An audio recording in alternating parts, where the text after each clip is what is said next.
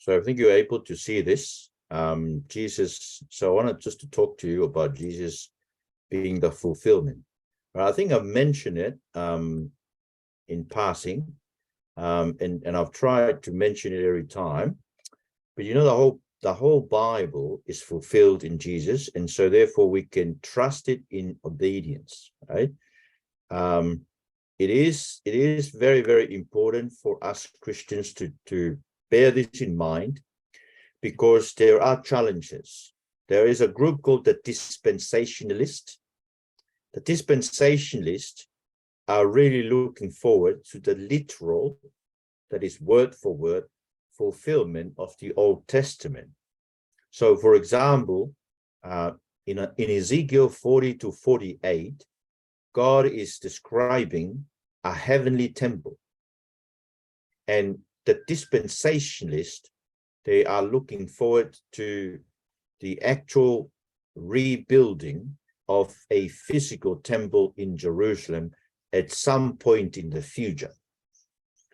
And you see, and the question I always ask these guys is, so what about Jesus? Didn't Jesus say that he came not to destroy the law, but to fulfill the law and the prophets and everything? They do not really think that Jesus fulfills. So they say that Jesus' fulfillment is only for a number of things. But let me say to you that there will be no temple. Well, even if they build a temple in Jerusalem in the future, it would have nothing to do with biblical prophecy, because biblical prophecy of the temple in Ezekiel 40 to 48 is fulfilled in Jesus. So when Jesus said, destroyed his temple and raised it on the third day, he's really pointing out that his body is the temple. See, what was the purpose of the temple? It was the meeting place between God and humanity. The high priest and the priest, they were the representative of Israel, God's people, to God, and they were also the vicar of Christ, the vicar of God. Vicar means representative of God to the people. Okay, we don't use the title in church, and we shouldn't. I know that a number of other Christian denominations still using vicar of Christ, and for example, the Roman Catholic, they use it to the Pope as the vicar of Christ. Vicar means representative of Christ. Look, the only representative of Christ we have is Christ himself. The church is the body of Christ. And if there is any other representative of God, well, God lives in the midst of his people. And in that sense, Christians, we are the temple of God. So we stand as the point where the world meets God, right? And so therefore, you've got to be careful. This is why it's very important to bear in mind that the Bible is fulfilled in Jesus, so therefore we can trust him. So what I've done here is to take out some of the passages, to pick some of the passages from the four Gospels that point out to us that Jesus fulfilled Scripture. Jesus is the fulfillment of Scripture. So the Talanoas of Jesus' fulfillment of creation comes from John 1 to 5.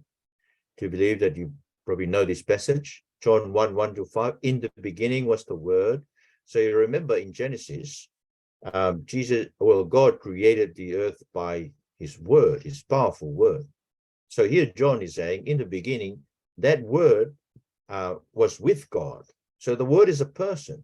Right? It's not, when God spoke it, it's a person. And the word was God. So there you are. So in eternity, there was the Word, there was God the Father, and of course there was the Holy Spirit. All of them are involved in creation. And then verse 2, he was with God in the beginning, that's Jesus. Through him, through Jesus, all things were made. Without him, nothing was made that has been made. In him was life, and that life was the light of all mankind. The light shines in the darkness. Darkness is not overcome. So you see, that Jesus, it's through Jesus, everything was created. No, this is why Jesus is in control of everything, because he created them. Okay? He owns them, he creates them, he owns them. He is the one who knows how they should operate in the world. You and me and whatever else are we doing with our lives and the lives of others. Jesus, through Jesus, all these were created. Even the problems you have, the problems I have, the health challenges that we face, everything was created through Jesus. So therefore, we must entrust ourselves to Jesus in a situation. But also in creation to remind us of God's providence. So, for example, here Matthew 6:25-23, remember, he says to his disciples, don't worry about your life, what you will eat or drink, and your body, what to wear. Is not life more than food, and body more than clothes? Look at the birds of the air. So in other words, look at the creation of the bird. They don't sow or reap or store away in barns, and yet your heavenly Father feeds them. Are you not much more valuable than they? Can any one of you, by worrying, add a single hour to your life? Why do you worry about your clothes? See how the flowers of the field grow. They don't labor or spin. Yet I tell you, not even Solomon in his splendor was dressed like one of these. If that is how God clothes the grass of the field, which is here today and tomorrow it's thrown into the fire, will he not much more clothe you, you of little faith? So don't worry. See, don't worry. That's Jesus is the command. It's a command for you. Stop worrying. Stop worrying about what you should eat or what you should be drinking or what you should wear. For pagans, that is the non-believers, the atheists, they run after these things. And your heavenly Father knows. See, that's a promise. See, your heavenly Father, my heavenly Father, our heavenly Father knows that we need food, drink, clothes. He knows. See, that's a promise. So seek first his kingdom and his righteousness, and all these things will be given to you as well. So don't worry about tomorrow. For tomorrow will worry about itself. Each day has its enough trouble of its own. Did you hear that? There is Wednesday trouble, there's Thursday trouble, there's Friday trouble. Each day has enough trouble of its own. So creation is fulfilled in Jesus because it was through Jesus that creation came into being. And creation points to Jesus. Little birds, lilies, they point to Jesus, point to the Father who cares for us. Now, what about the fall? Well, Jesus sees our heart as the source of all evil in the world.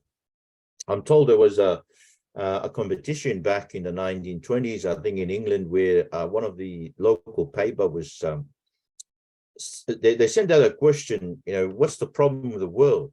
And there was this guy, Chested on his name. He just said to them, he believes the problem of the world is me. I'm the problem of the world. And that was the answer. And he based his answer here. The problem of the world is me, because see, this is what Jesus said, Mark 7:20-23. What comes out of a person is what defiles him. But it's from within, out of the person's heart, that evil thought come. Sexual immorality, theft, murder, adultery, greed, malice, deceit, lewdness, envy, slander, arrogance, and folly. All these evils come from inside and defile the person. So, this is why we must examine our heart, examine our motive every time. We may be doing something good, but with a bad motive, it does not glorify God. So you've got to ask yourself every time. So what about the Talanoas of Israel? So how does Jesus fulfill the Talanoas of Israel? How does Jesus fulfill Israel? Well, Jesus is Israel, right? So in Matthew 2:13-15, you may know the story. You know how King Herod the Great is killing all the children from 2 years old down. And then the angel said to Joseph, get up, take the child, his mother, and escape to Egypt. Stay there until I tell you, for Herod is going to search for the child to kill him. So he got up, took the child and his mother during the night, and left for Egypt, where he stayed until the death of Herod. And so was fulfilled what the Lord had said through the prophet, out of Egypt I call my son. So there you are. That's the out of Egypt I call my son. And this is an Old Testament citation. And if I click here, it takes us to Hosea 11:1, but also in Exodus 4:22 to 23. See, this is Exodus 4. This is God saying to Pharaoh, then say to Pharaoh, this is what the Lord says, Israel is my firstborn. And I told you, let my son go, so he may worship me. But you refuse to let him go, so I will kill your firstborn son. See, Israel is his son, Jesus is his son. So the Son of God was Israel in the Old Testament, but it's fulfilled in Jesus being the real Son of God. He's also the light of the world, because, you know, in Isaiah 49:6, Israel was meant to be the light of the world. So there it is at the end of verse 6, Isaiah 49, I will make you a light for the Gentiles, that my salvation may reach the end of the earth.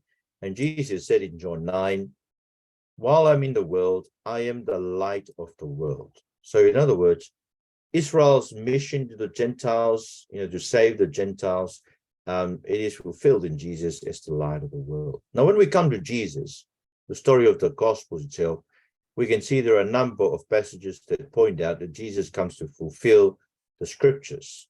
Matthew 5:17 to 20, do not think that I've come to abolish the law, the prophets. I've not come to abolish them, but to fulfill them. For truly I tell you, until heaven and earth disappear, not the smallest letter, not the least stroke of a pen will by any means disappear from the law, until everything is accomplished. Therefore, anyone who sets aside one of the least of these commands and teaches others accordingly will be called least in the kingdom of heaven.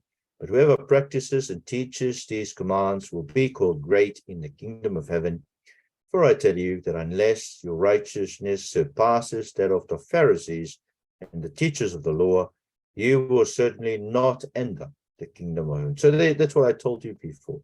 So how can our righteousness surpass the Pharisees? Well, it's here. Whoever practices and teaches this command will be great in the kingdom. So the trouble with the Pharisees and the scribes, they were experts of the law, but they never practiced the law. They never lived in accordance with the law.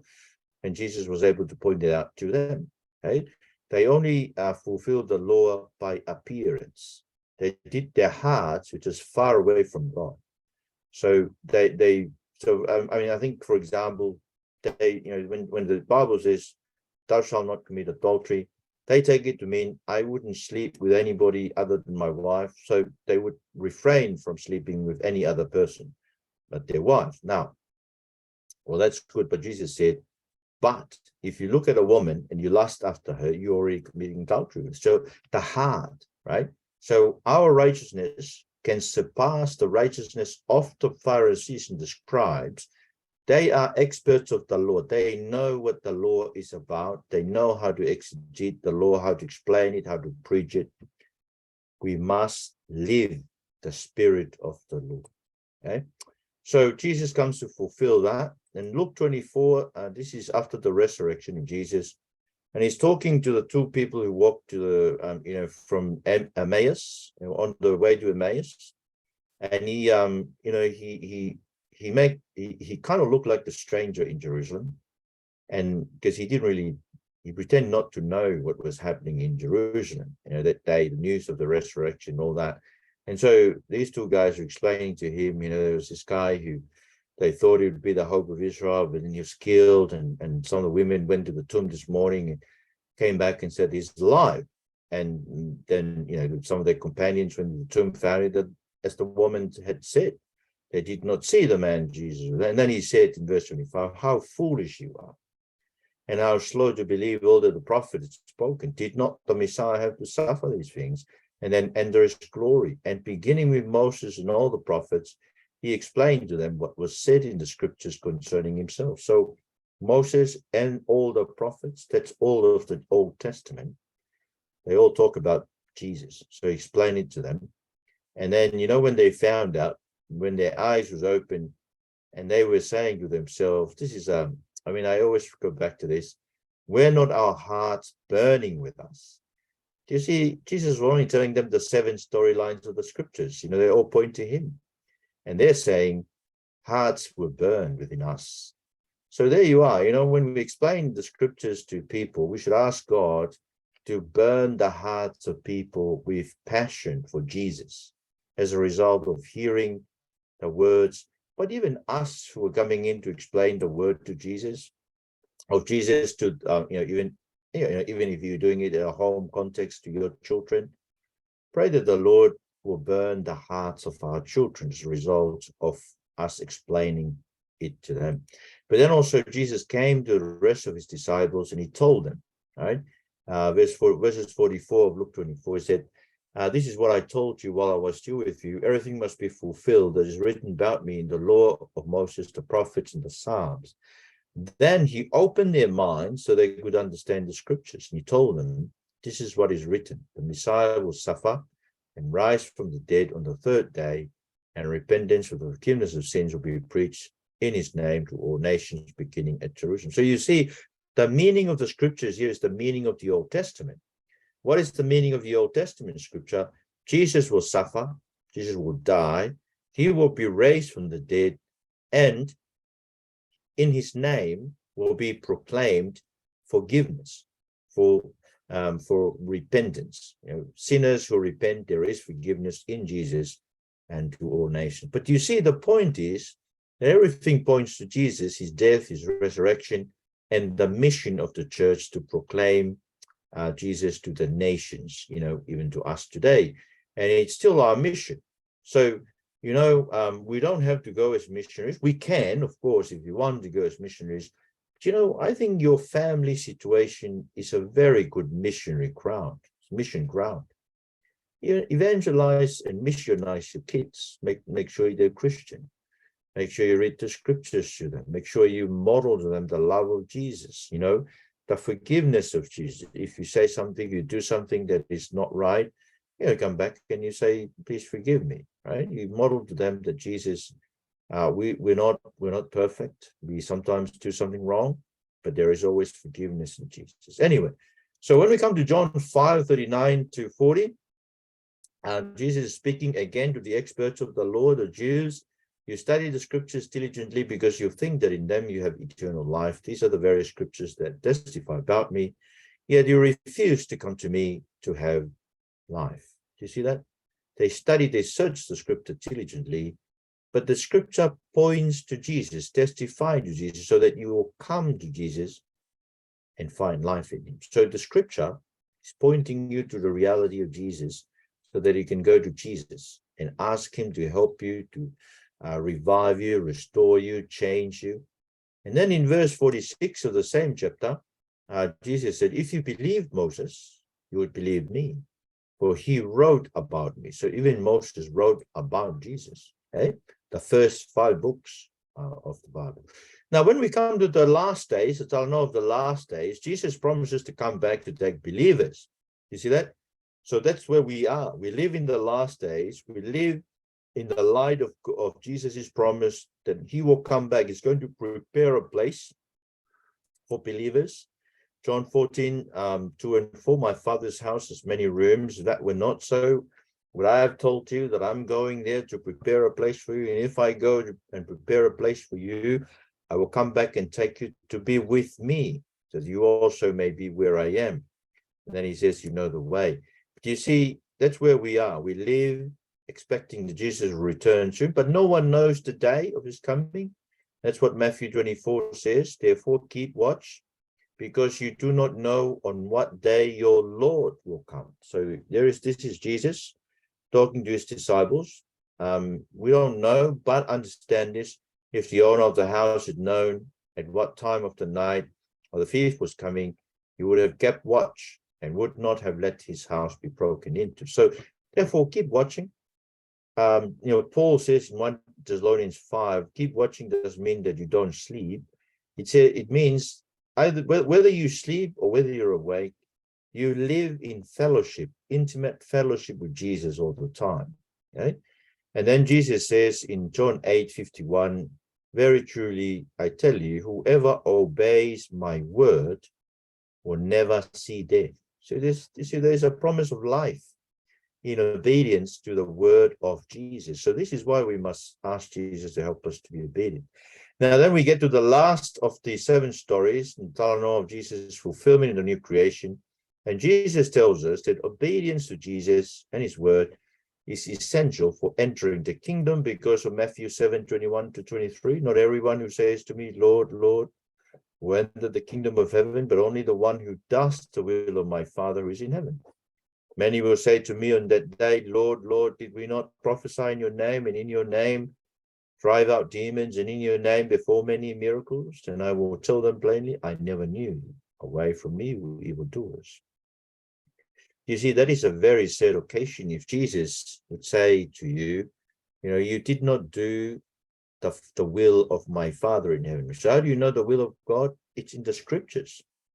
I never knew you. Away from me, you evildoers. Well, people who don't live in accordance with the scriptures, they are the evildoers. How do we know that? Because it's what Jesus goes on to say in verse 24 of Matthew 7. Everyone who hears these words of mine and puts them into practice, it's like that wise man.